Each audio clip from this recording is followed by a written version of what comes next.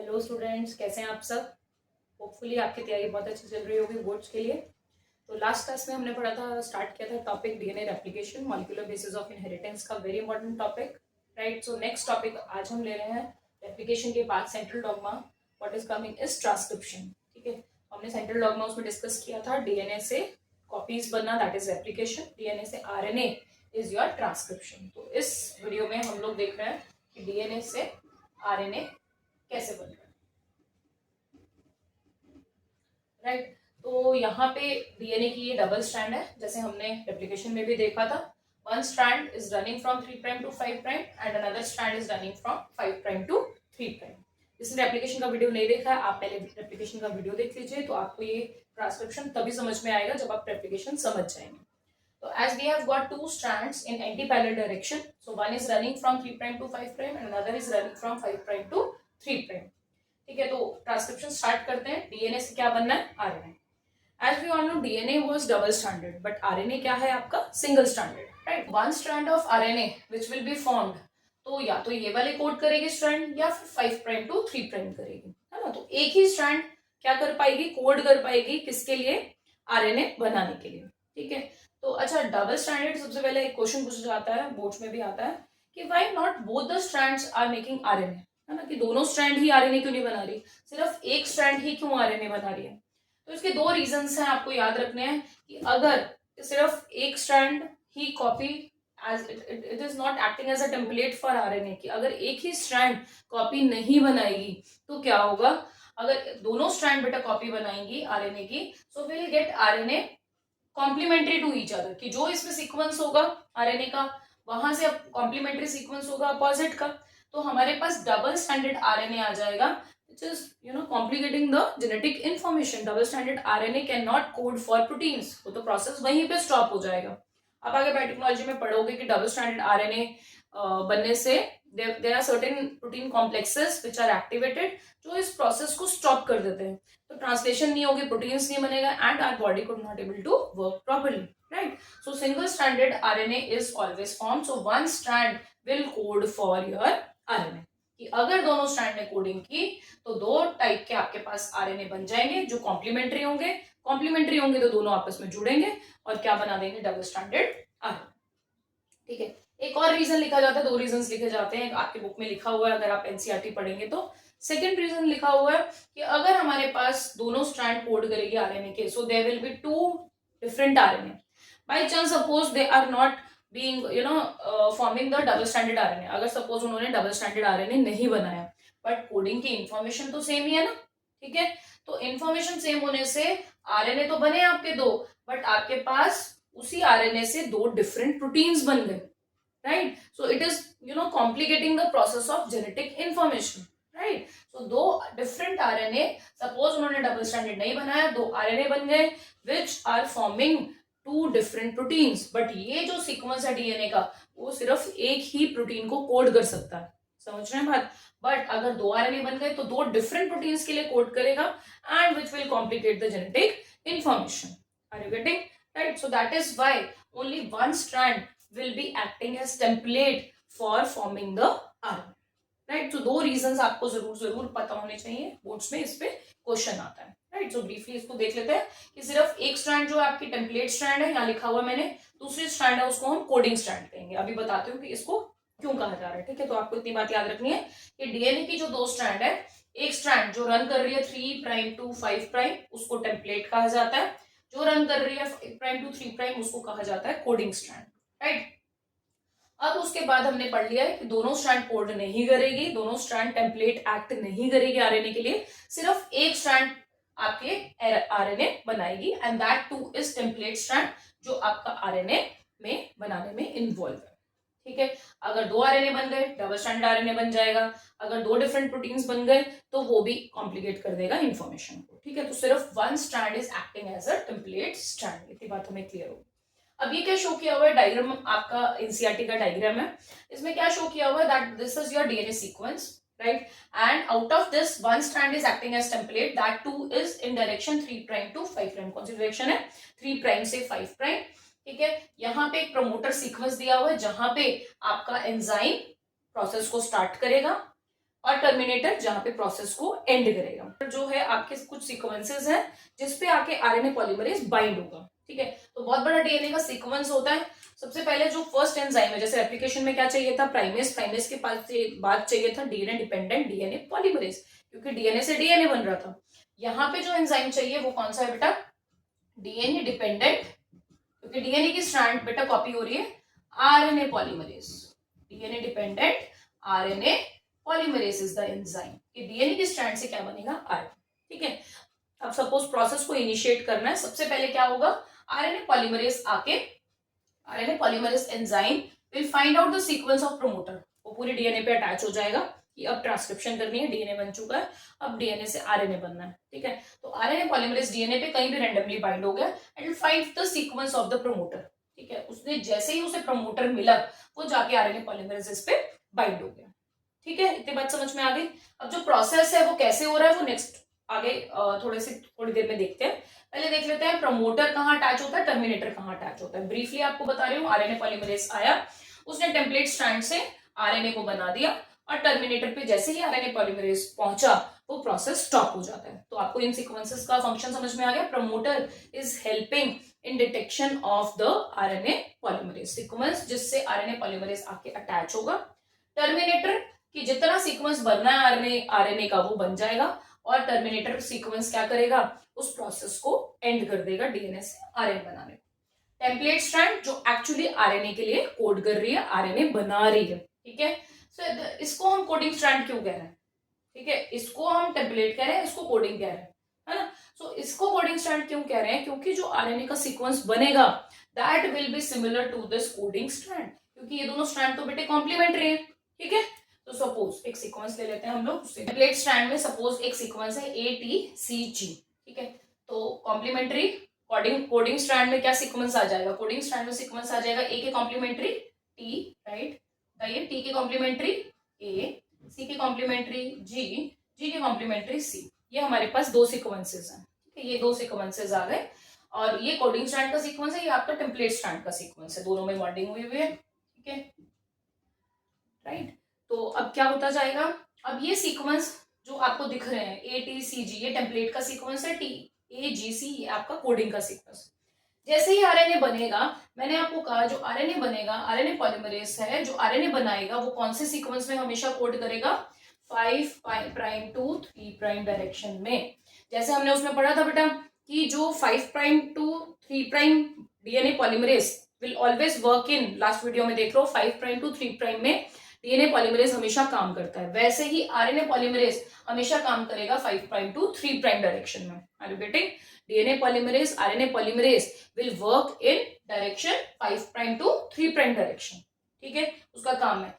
तो उसके लिए उसको complementary strand obviously opposite side से चाहिए, तो वो 3 प्राइम टू 5 प्राइम स्ट्रैंड को चूज करता है so that it could form RNA, क्योंकि आरएनए पॉलीमरेज को खुद को किस डायरेक्शन में काम करना है बेटे, हमेशा 5 प्राइम टू 3 प्राइम डायरेक्शन में।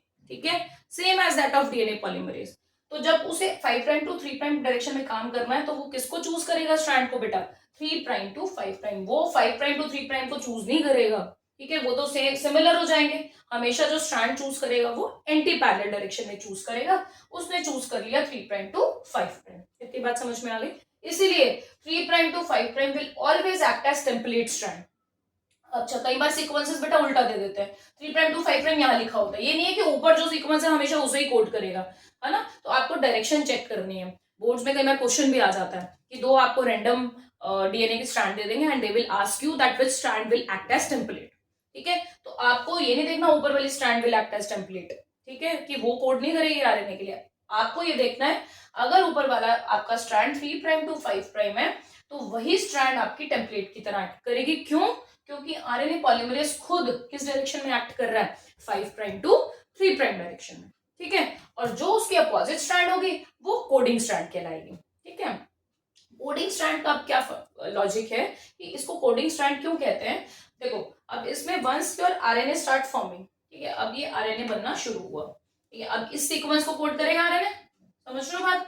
अब जब ये आरएनए बनेगा यहां से, ये आरएनए का सीक्वेंस क्या होगा, देखो आरएनए का सीक्वेंस होगा टी, ठीक है, टी तो होता नहीं है, ए के कॉरेस्पॉन्डिंग क्या आ जाएगा, U, very good. RNA, DNA और आरएनए में मेन डिफरेंस ये है कि डीएनए में जो sequence A T C G base pairs हैं उसके कॉरेस्पॉन्डिंग आरएनए में टी नहीं आएगा। आरएनए में थाइमिन की जगह क्या होता है, यूरेसिल, वेरी गुड। टी की जगह क्या आ जाएगा, ए, सी की जगह क्या आ जाएगा, जी, और जी की जगह क्या आ जाएगा, सी, है ना, यही होता है सीक्वेंस। तो यहाँ अगर एटीसीजी लगा हुआ है तो यहाँ पे सीक्वेंस क्या बन जाएगा, यू, ए, जी और सी, समझ रहे हो। तो ये जो सीक्वेंस होगा आरएनए का, that will be similar to this coding strand, except in place of T we have U in RNA. बस इतना ही तो डिफरेंस है। बाकी टी ए सी जी इसका सीक्वेंस है, same sequence U A G C इसका सीक्वेंस आ जाएगा। That is why this is known as coding strand, as coding strand has sequence equivalent to your RNA. This clear? ठीक है, समझ आ गई बात। एक बार और बता देता हूँ कि आरएनए पॉलीमरेज हमेशा काम करता है 5 प्राइम टू 3 प्राइम डायरेक्शन में, इसलिए वो टेम्पलेट लेता है 3 प्राइम टू 5 प्राइम वाला बेटे। और जब वो दूसरी स्ट्रैंड होगी, डीएनए की जो दूसरी स्ट्रैंड होगी, जब आरएनए बनेगा उसका सीक्वेंस और कोडिंग स्ट्रैंड का सीक्वेंस क्या होगा बेटे, सेम होगा, जिसकी वजह से दूसरे स्ट्रैंड को कोडिंग स्ट्रैंड भी कहा जाता है। ठीक है, कोडिंग स्ट्रैंड को ये मत समझना कि कोडिंग स्ट्रैंड है तो वो आरएनए के लिए कोड करेगी, नहीं, आरएनए के लिए कोड करेगी टेम्पलेट स्ट्रैंड। ठीक है, यहाँ पे एक बात बताती हूँ फिर आगे चलते हैं। ये जो प्रमोटर सीक्वेंस है, ये देख रहे हो प्रमोटर सीक्वेंस, इसकी भी एक पोजीशन फिक्स है। प्रमोटर सीक्वेंस हमेशा किस पे अटैच होता है, आपके बुक में लिखा हुआ है 5 prime end of coding strand. इसका क्या मतलब हुआ, ये कोडिंग स्ट्रैंड है और ये आपका क्या है, कोडिंग स्ट्रैंड का 5 प्राइम एंड। तो 5 प्राइम एंड के अपस्ट्रीम, अपस्ट्रीम मतलब उसके ऊपर, उसके आगे तो है, upstream of this 5 prime and what is attached is promoter, right. और आपका टर्मिनेटर हमेशा कोडिंग स्ट्रैंड के 3 प्राइम एंड डाउनस्ट्रीम मतलब उसके पहले, डाउनस्ट्रीम उसके पहले अटैच है 3 prime end of coding strand, समझ गए। तो अगर पूछा हुआ है प्रमोटर किस साइड पे अटैच होता है in context to coding strand, MCQ में भी क्वेश्चन आता है, in context to coding strand 5 prime upstream 3 prime downstream. ठीक है, अगर मैंने बोला सपोज टेम्पलेट स्ट्रैंड का कोडिंग के हिसाब से बताओ, तो टेम्पलेट स्ट्रैंड का प्रमोटर कहां प्रेजेंट है बेटा, 3 प्राइम पे अपस्ट्रीम 5 प्राइम पे डाउनस्ट्रीम, समझ गए बात। बट जनरली आपके बुक्स में जो दिया हुआ है, बुक में जो दिया हुआ है वो कोडिंग स्ट्रैंड के कंटेक्स्ट में दिया हुआ है। तो कोडिंग स्ट्रैंड के कंटेक्स्ट में क्या आ जाएगा बेटा, position of promoter 5 prime and upstream and 3 prime and downstream. ठीक है, तो ये this is also very important question. ठीक है, एक और चीज देखिए, अब सपोज यहाँ पे हम ये जो स्ट्रैंड की पोलैरिटी है वो अपोजिट कर देते हैं। सपोज मेरे पास यहाँ स्ट्रैंड है 5 prime to 3 prime, 3 prime to 5 prime, randomly मैंने ले ली। ठीक है, रेंडमली आपको सपोज क्वेश्चन आ गया और आपसे पूछा कि आप बताओ कि प्रमोटर और टर्मिनेटर की सीक्वेंस कहाँ अटैच होगी जाके, मतलब सपोज मैंने यहाँ 2 बॉक्सेस बना दिया आपके पास। ठीक है, अब आपको ये बताना है कौन सा प्रमोटर है, कौन सा टर्मिनेटर है, कौन सी टेम्पलेट स्ट्रैंड है, कौन सी कोडिंग स्ट्रैंड है। ठीक है, इजी है। अब देख लेते हैं इसको। आपको पता है जो आरएनए पॉलीमरेज किस डायरेक्शन में काम करेगा, 5 प्राइम टू 3 प्राइम। तो उसको क्या चाहिए कोडिंग के लिए बेटा, टेम्पलेट के लिए क्या चाहिए, 3 प्राइम टू 5 प्राइम, जो यहाँ पे नीचे लिखा हुआ है।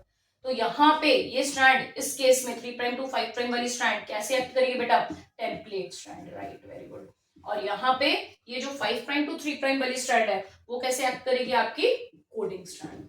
समझ आ रही है बात। तो ये नहीं देखना कि ऊपर वाली स्ट्रैंड है तो जी टेम्पलेट ही होगी, नहीं, 3 प्राइम टू 5 प्राइम वाली आपकी टेम्पलेट होगी क्योंकि यही आरएनए का सीक्वेंस कोड करेगी, और 5 प्राइम टू 3 प्राइम वाली आपकी कोडिंग होगी। ठीक है, जो आरएनए के सीक्वेंस के सिमिलर होगी। ठीक है, इतनी बात समझ में आ गई। अब ये प्रमोटर है कि ये प्रमोटर है। ठीक है, हमने क्या कहा था, कोडिंग सीक्वेंस के 5 प्राइम अपस्ट्रीम में प्रमोटर लगा होता है। अब यहाँ पे चलते हैं, कोडिंग सीक्वेंस के 5 प्राइम अपस्ट्रीम पे क्या लगा होता है, प्रमोटर। ठीक है, अभी कोडिंग सीक्वेंस कैसे रन कर रहा है, 5 प्राइम टू 3 प्राइम। ठीक है, कोडिंग सीक्वेंस का ये 5 ले लिया, 5 प्राइम के अपस्ट्रीम क्या लगा हुआ है, so we can mark it as promoter and this will be your terminator. That is 3 prime के डाउनस्ट्रीम पे क्या लगा हुआ है, आपका terminator, as we have studied in this coding strand also. ठीक है, तो प्रमोटर टर्मिनेटर 5 प्राइम के अपस्ट्रीम लगेगा, किसके, कोडिंग के, और टेम्पलेट के 3 प्राइम अपस्ट्रीम पे लगेगा। सो सेम बात हो गई। तो यहाँ प्रमोटर, ये टर्मिनेटर, बट ये टेम्पलेट बन गया और ये आपका कोडिंग बन गया। वो कैसे लिया तो हमें समझ में आ गया, एक टेम्पलेट स्ट्रैंड रहती है, कोडिंग स्ट्रैंड रहती है, आरएनए पॉलीमरेज आके प्रमोटर पे अटैच करता है, उस सीक्वेंस को रीड करता है, आरएनए बनाता है, and the part of sequence which is coding for RNA is known as structural gene और सिस्ट्रॉन। ठीक है, आपको बुक में लिखा होगा the part which is actually coding for, promoter code नहीं कर रहा है, प्रमोटर सिर्फ आरएनए पॉलीमरेज को अटैच करा रहा है, उसके बाद वाला सीक्वेंस जो बेटे कोड करेगा किसके लिए, आरएनए के लिए, वो सीक्वेंस को हम क्या कहते हैं, सिस्ट्रॉन।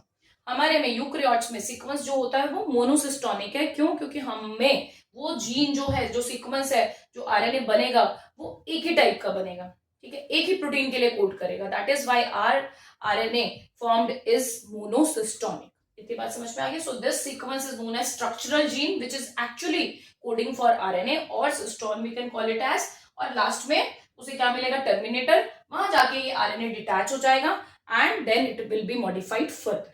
ठीक है, तो I hope this point is clear. तो इस पूरे को हम क्या कहते हैं, ट्रांसक्रिप्शन यूनिट। ये बनाने ड्रॉ करने आती है बोर्ड्स में, तो आपको पता हो, या लेबल करने भी आ जाती है। तो आपको लेबलिंग में ध्यान रखना है एंड्स का, पोलैरिटी का। अगर 3' टू 5' है उसको आप टेम्पलेट लिख देंगे, अगर 5' टू 3' है उसको आप क्या लिख देंगे, कोडिंग स्ट्रैंड। ठीक है, आपको सीक्वेंसेस दे देते हैं क्वेश्चंस में, है ना, सीक्वेंस दे देंगे ATCG एंड खूब लंबा सीक्वेंस दे देंगे, और आपसे पूछेंगे आरएनए का सीक्वेंस क्या होगा।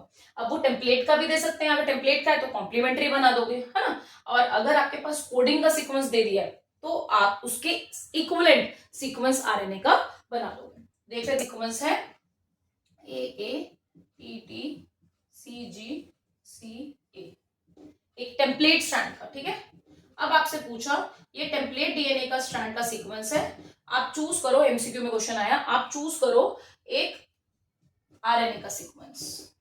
ठीक है, टेम्पलेट के कॉम्प्लीमेंट्री होगा आरएनए का सीक्वेंस। ठीक है, तो क्या बन जाएगा आरएनए का सीक्वेंस, ए के कॉरेस्पॉन्डिंग टी आएगा, यू आएगा, यस एब्सोल्युटली यू आएगा, ए के कॉरेस्पॉन्डिंग यू, टी के corresponding A, complementary A, G, C, G and U, T नहीं आएगा इसमें। तो ये आपका क्या करोगे, इसको कॉम्प्लीमेंट्री बनाओगे और ये आपका सीक्वेंस आ गया आरएनए का। इतनी बात समझ में। अब सपोज उन्होंने कहा ये जो सीक्वेंस दिया हुआ है आपको, ये कोडिंग स्ट्रैंड का सीक्वेंस है। ठीक है, ये जो सीक्वेंस है आपके पास, ये कोडिंग स्ट्रैंड का सीक्वेंस है, और अब आप डीएनए के कोडिंग स्ट्रैंड का सीक्वेंस है, अब आप आरएनए का सीक्वेंस बताइए। हमेशा याद रखना है कोडिंग स्ट्रैंड का sequence is equal to the sequence of RNA, उसके कॉम्प्लीमेंट्री नहीं है, इसलिए तो कोडिंग बोल रहे हैं कि जो आरएनए बनेगा वो टेम्पलेट से बनेगा, बट उसका सीक्वेंस किसके इक्विवेलेंट होगा, कोडिंग के। तो वेरी इजी, तो ए से आपका लग जाएगा ए, टी की जगह बस याद रखना, टी की जगह आपके पास आ जाएगा यू, बाकी सीक्वेंस आपको सिमिलर कॉपी कर देना। ये कंफ्यूज करने के लिए ऐसा क्वेश्चन देते हैं, बट आपको अब ये इजी लगेगा, आपको समझ में आ गया, समझ गए बात। तो कोडिंग स्ट्रैंड और आरएनए का सीक्वेंस बिल्कुल सेम है, सिर्फ और सिर्फ टी में डिफरेंस है, टी की जगह क्या लगा हुआ है, यू, अदरवाइज इट इज बिल्कुल similar. Right, I hope this point is clear everyone, yes right. चले आगे, ठीक है, ओके नाउ उसी टॉपिक की कंटिन्यूटी में नेक्स्ट हम समझ रहे हैं प्रोसेस ऑफ ट्रांसक्रिप्शन। ठीक है, वही डायग्राम है, सिर्फ हमने स्ट्रैंड्स को, डबल स्ट्रैंडेड डीएनए को शो कर दिया यहाँ पे आपका प्रोमोटर सीक्वेंस है। अब जब आरएनए पॉलीमरेज बेटा प्रोमोटर सीक्वेंस को ढूंढ लेता है, उसके पास दो फैक्टर होते हैं, एक सिग्मा फैक्टर और एक रो फैक्टर। सिग्मा फैक्टर जो प्रमोटर को आइडेंटिफाई करता है, रो फैक्टर जो टर्मिनेटर को आइडेंटिफाई करता है। ठीक है, तो यहाँ पे आके आरएनए पॉलीमरेज जैसे ही उसने प्रमोटर को ढूंढा वो जाके अटैच हो गया, सिग्मा फैक्टर ने हेल्प किया, और जैसे ही आइडेंटिफाई हुआ ये सिग्मा फैक्टर को लूज कर देता है। ठीक है, कि अब प्रमोटर मिल गया, now it will lose the sigma factor. ठीक है, अब आरएनए पॉलीमरेज धीरे धीरे करके इस पे रीड करेगा और सीक्वेंसेस को, this process is known as initiation, this process is known as initiation. So this is taking place in 3 steps: initiation, elongation and termination. So the first step, when your RNA polymerase will come and identify the sequence of promoter, that process is known as initiation, and sigma factor will help in identifying this promoter and will be removed from this RNA polymerase. वो निकल जाएगा RNA polymerase से, अब उसका काम खत्म हो गया। ठीक है, अब जैसे जैसे सीक्वेंस ये आगे आगे क्या करता रहेगा, आरएनए पॉलीमरेज जाता रहेगा और इस स्ट्रैंड्स को अनबाइंड करता रहेगा। तो आरएनए पॉलीमरेज दोनों काम कर रहा है, आरएनए पॉलीमरेज इस केस में से अनबाइंड भी कर रहा है और साथ ही साथ आरएनए के सीक्वेंस को कोड करके भी बनाता जा रहा है। देख रहे हो, ये आरएनए का सीक्वेंस धीरे धीरे करके it is not getting attached, complementary strand से अटैच नहीं हो रहा, क्योंकि दूसरी स्ट्रैंड तो कोड ही नहीं कर रही। तो ये जो सिंगल स्ट्रैंडेड आरएनए आपका देख रहे हो आप बनता जा रहा है, and it is coming out of the DNA, right. तो सीक्वेंस को कोड करता रहेगा, and in this formation during this it is forming a bubble type of thing, ठीक है, और वो आरएनए के लिए कोड करेगा, सपोज इट इज ATGC, तो ये कॉरेस्पॉन्डिंग सीक्वेंस क्या आ जाएगा, UACG, ठीक है। तो ये सीक्वेंस बनता जाएगा and it is coming out of your DNA strand, ठीक है। जैसे ही ये आरएनए पॉलीमरेज बेटा पहुंचेगा टर्मिनेट पर, this process is known as elongation. जब सीक्वेंसेस के लिए कोड हो रहा है, this process is known as elongation. Finally RNA पहुंचा टर्मिनेटर पे। Terminator is a sequence which is GC rich, ठीक है, उसमें बहुत सारे जीसी सीक्वेंसेस हैं जिनको वो आइडेंटिफाई करेगा आरएनए पॉलीमरेज। जैसे ही यहाँ पे पहुंचा आरएनए पॉलीमरेज कि अब तो आपका प्रोसेस को टर्मिनेट करना है, ठीक है। अब जो फैक्टर है जो एक्टिवेटेड था that is your rho factor. जैसे सिग्मा फैक्टर ने आइडेंटिफाई किया प्रमोटर को, रो फैक्टर किसको आइडेंटिफाई करता है, आपके टर्मिनेटर को। टर्मिनेटर को जैसे आइडेंटिफाई किया कि टर्मिनेटर आ गया, now this RNA polymerase will be detached, अब आगे कोई आपकी ट्रांसक्रिप्शन नहीं होगी and this RNA will be removed. RNA की क्या सीक्वेंसिंग होगी, क्या प्रोबेबिलिटी होगी, 5 prime to 3 prime, that is why it has taken which strand as to be the template strand, 3 prime to 5 prime को उसने टेम्पलेट लिया, उसके लिए कोड किया और क्या बना दिया, RNA with a certain sequence 5 prime to 3 prime. I hope this point is clear, ठीक है। अब ये जो सीक्वेंस बना, ठीक है, प्रोकैरियोट्स में तो ऐसे का ऐसे ही बन जाता है, कोई उसको मॉडिफिकेशन की जरूरत नहीं है, ठीक है। ये न्यूक्लियस के अंदर हो रहा है, अब आरएनए बन चुका है, आरएनए जाएगा न्यूक्लियस से बाहर और बनाएगा प्रोटीन, ठीक है। बट यूकैरियोट्स में इस आरएनए को, आपकी बुक में लिखा हुआ वेरी इंपॉर्टेंट, ये जो आरएनए बनेगा अभी वो है हेट्रोजीनियस आरएनए और उसे जरूरत है बेटा मॉडिफिकेशन की, ठीक है। तो ये हम आगे अभी पॉइंट पढ़ते हैं कि यहाँ जो यूकैरियोट्स में सीक्वेंस बना वो क्या है, heterogeneous RNA. I hope this point is clear. एक बार और देख लेते हैं, आपका डायग्राम है किसका, बिल्कुल एकदम एनसीईआरटी का डायग्राम है, पूरा एक्सप्लेन कर दिया। ऐसे का ऐसा इसको बनाने भी आ सकता है और आपको लेबलिंग के लिए भी आ सकता है। तो याद रखना सिग्मा फैक्टर, यहाँ पे आप आइडेंटिफाई करोगे सिग्मा फैक्टर जो प्रमोटर को डिटेक्ट कर रहा है, ठीक है, रिकॉग्नाइज कर रहा है। यहाँ पे ये बबलिंग हो रही है और यहाँ पे क्या सीक्वेंस निकल रहा है, आरएनए, और सिग्मा फैक्टर बाहर आ गया, ठीक है, देख रहे हो सिग्मा फैक्टर अलग से बाहर आ गया। बाद में टर्मिनेशन में आरएनए अलग हो गया और यहाँ पे रो फैक्टर बाहर आ गया। तो यहाँ पे आपको सिग्मा दिखाना है और लास्ट वाले टर्मिनेटर में आपको रो दिखाना है। आई hope this point is clear, ठीक है, इजी है ये तो, ठीक है। अब देख लेते हैं कि जो हेट्रोजीनियस आरएनए बना, ठीक है, तो इनिशियल आरएनए बना उसे क्या मॉडिफिकेशन की जरूरत है, वेरी इंपॉर्टेंट, क्योंकि अब उसे न्यूक्लियस से जाना है कहाँ, बाहर साइटोप्लाज्म में for making up of the proteins, ठीक है। तो उसको कुछ मॉडिफिकेशन चाहिए, नहीं तो वो आरएनए बाहर जाते जाते ही खराब हो जाएगा, टूट जाएगा, डिग्रेड हो जाएगा। तो उसको बचाने के लिए उसको मॉडिफिकेशन की जरूरत है, उसे एक्टिव फॉर्म में लाने के लिए भी उसे मॉडिफिकेशन की जरूरत है। तो 3 तरह की मॉडिफिकेशन होती है जो हमें याद रखनी है स्टूडेंट्स। तो आगे हम देखते हैं, अब जो आरएनए बन गया है, डीएनए से अब क्या बन चुका है, आरएनए। अब आरएनए को कुछ मॉडिफिकेशन की जरूरत है so that it could move out from the nucleus. But किस केस में जरूरत है, सिर्फ यूकैरियोट्स में। प्रोकैरियोट्स में इतने कोई सीक्वेंसेस उसमें एड ऑन नहीं होते हैं, everything is going on in the cytoplasm only. अब now in this case of eukaryotes the RNA which is formed in the previous process that was heterogeneous RNA, ठीक है, स्टार्टिंग RNA जिसको convert करना है अभी हमें मेन मैसेंजर RNA में, ठीक है। अब जो सीक्वेंस RNA का आया बेटा, उसमें कुछ सीक्वेंस नॉन कोडिंग सीक्वेंसेस है which needs to be removed, ठीक है, जिनकी जरूरत नहीं है, जो बीच बीच में इंसर्ट हुए हुए हैं। तो उन सीक्वेंसेस को जिनकी जरूरत नहीं है उनको हम क्या बोल रहे हैं, इंट्रॉन्स, देख रहे हो, इनको हम क्या बोल रहे हैं, इंट्रॉन्स, ठीक है। ये इंट्रॉन्स रिमूव करने के लिए कुछ प्रोटीन्स आएंगे, ठीक है, और इन सीक्वेंसेस को स्प्लाइस कर देंगे, स्प्लाइस मींस कट कर देंगे, that is why this process is known as splicing. सो मैंने आपको बताया कि 3 तरह से मॉडिफिकेशन की जरूरत है। First is splicing, splicing means to remove these sequences which are known as introns, which are non coding sequence, जो किसी चीज के लिए कोड नहीं कर रहे, ठीक है। तो इन इंट्रॉन्स की कोई भी जरूरत नहीं है सीक्वेंस में, तो इन इंट्रॉन्स को रिमूव करना पड़ेगा so that we could get only the coding sequence which is exon, ठीक है। स्प्लाइस करना पड़ेगा, कट करना पड़ेगा।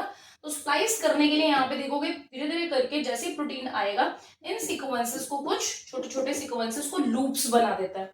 ये जो लूप्स हैं स्प्लाइसोसोम की हेल्प से ये सीक्वेंसेस को कट कर देता है and we get a sequence which include only and only exon, right. So first process is splicing, जिसमें इंट्रॉन्स नॉन कोडिंग सीक्वेंस को रिमूव कर देते हैं, ठीक है। दूसरी मॉडिफिकेशन आती है बेटा कैपिंग, जो कि 5 प्राइम एंड पे होती है, ठीक है। हम उसमें क्या ऐड कर देंगे, एक कैप लगा देंगे, टेल लगा देंगे, ताकि वो जो न्यूक्लियसेस हैं, जो एंजाइम इसको डिग्रेड कर सकते हैं, उसे आइडेंटिफाई ना कर पाए, और आरएनए हमारा बिल्कुल ठीक ठाक कहाँ पहुंच जाए, साइटोप्लाज्म में। ठीक है, तो हमें सिर्फ ठीक ठाक भिजवाना है कहाँ पे, साइटोप्लाज्म में। ठीक है, तो अब न्यूक्लियस में क्या आया, कैपिंग हुई, टेलिंग हुई और स्प्लाइसिंग हुई। कैपिंग किस साइड पे हो रही है, 5 प्राइम एंड पे, और उसमें क्या ऐड हो रहा है देखोगे यहाँ पे लिखा हुआ है आपकी बुक में, मिथाइल गुआनोसिन ट्राइफॉस्फेट, MGPPP। ठीक है, और टेलिंग में आपका ऐड होगा, टेल में 3 प्राइम एंड में ऐसे रीड करते हैं ना, 5 प्राइम टू 3 प्राइम, तो 5 प्राइम आपकी कैप हो गई और 3 प्राइम एंड आपका टेल हो गया, और यहाँ पे ऐड हो जाते हैं बहुत सारे एडेनाइल के रेजिड्यूज, तो इसलिए बोलते हैं इसको पॉली एडिनाइलेट चेन। ठीक है, पॉली एडिनाइलेट टेल। ठीक है, I am repeating, splicing first process, introns को रिमूव कर दिया। सेकेंड, कैपिंग, कैप लगा दी, किस चीज की कैप लगाई, guanosine triphosphate, methyl guanosine triphosphate, जो उसको क्या बना देगा, उसको प्रोटेक्ट करेगा 5 प्राइम एंड को। 3 प्राइम एंड को अलग से हमें कोट करना पड़ेगा, यहां पे लगाई हमने पॉली ए टेल, ऐसे भी बोलते हैं, क्या बोलते हैं, पॉली ए टेल, कि कुछ सीक्वेंस एडेनिन के यहाँ पे हमने ऐड कर दिए जो इस टेल को प्रोटेक्ट करेंगे, और methyl guanosine triphosphate will protect this 5 prime end. तो हमने दोनों साइड से इसको प्रोटेक्ट कर दिया। Now it is ready as mRNA। अब हम इस स्टेज पे इसको मैसेंजर आरएनए करेंगे, जो प्रोटीन्स के लिए कोड करेगा। ठीक है, तो आप देख पा रहे होंगे यहां से हेट्रोजीनियस आरएनए जो आपका पिछले प्रोसेस में बना था, वहां से उसकी मॉडिफिकेशन हुई, क्या बना, उसकी स्प्लाइसिंग हुई, कैपिंग हुई, टेलिंग हुई, और क्या बन गया आपके पास, mRNA। समझ आ रही है बात? ठीक है, सो आपके पास डीएनए टू डीएनए हमने फर्स्ट वीडियो में देखा था, क्या हुआ था बेटा, रेप्लिकेशन। डीएनए से आरएनए कैसे बना, प्रमोटर टर्मिनेटर के सीक्वेंसेस से टेम्पलेट स्ट्रैंड ने कोड किया, आरएनए बनाया, आरएनए पॉलीमरेज ने आरएनए को बनाया, उसके बाद उसकी मॉडिफिकेशन हुई, splicing, capping and tailing. Now it is ready, mRNA अब आपका रेडी हो चुका है to get inside the cytoplasm. ठीक है, मॉलिक्यूलर बेसिस के लिए। ठीक है, so RNA has also certain importance in this molecular basis of inheritance, क्योंकि आरएनए नहीं होगा तो प्रोटीन ही नहीं बन पाएगा। ये नहीं है कि सिर्फ डीएनए इंपॉर्टेंट है, आरएनए भी उतना ही इंपॉर्टेंट है। Right, I hope this point is clear. DNA से आरएनए हम लोग पढ़ चुके हैं, नेक्स्ट वीडियो में देखेंगे आरएनए से प्रोटीन कैसे बन रहा है। फिर भी आपको कोई डाउट है तो आप कमेंट सेक्शन में प्लीज हमें कमेंट कीजिए। ठीक है, तो तब तक देखते रहिए स्पार्क साइंस चैनल, लाइक कीजिए, सब्सक्राइब कीजिए, सब्सक्राइब नहीं किया तो भी सब्सक्राइब कीजिए, ताकि आप नेक्स्ट वीडियोस को देख पाए वीडियो में। ठीक है, तब तक ख्याल रखिए अपना, टेक केयर, थैंक यू।